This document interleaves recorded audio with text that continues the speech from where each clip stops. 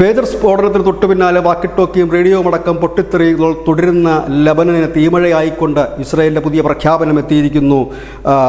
അവരുടെ പ്രതിരോധ മന്ത്രി യോവ് ഗാലന്റ് പറഞ്ഞിരിക്കുന്നത്, ഞങ്ങൾ യുദ്ധം രണ്ടാം ഘട്ടം ആരംഭിച്ചിരിക്കുന്നു, അതിൻ്റെ തുടക്കമാണ് ഇപ്പോൾ കാണുന്നതെന്നാണ്. ഇപ്പോൾ നടന്ന പൊട്ടിത്തെറി, അതായത് ഏറ്റവും പുതിയ പൊട്ടിത്തെറിയിൽ കൊല്ലപ്പെട്ടത് 20ഓളം പേരായിരിക്കുന്നു. 450ലധികം പേർക്ക് പരിക്കേറ്റിട്ടുണ്ട്. ആദ്യം പേജർ പൊട്ടിത്തെറിച്ചതിൽ 3000ഓളം പേർക്കാണ് പരിക്ക് പറ്റിയത്. അതിൽ 12 പേർ കൊല്ലപ്പെടുകയും ചെയ്തു. ഏതായാലും മരണസംഖ്യ ഇവിടം കൊണ്ട് അവസാനിക്കില്ല എന്ന് തന്നെയാണ് വിവിധ മാധ്യമങ്ങൾ റിപ്പോർട്ട് ചെയ്യുന്നത്.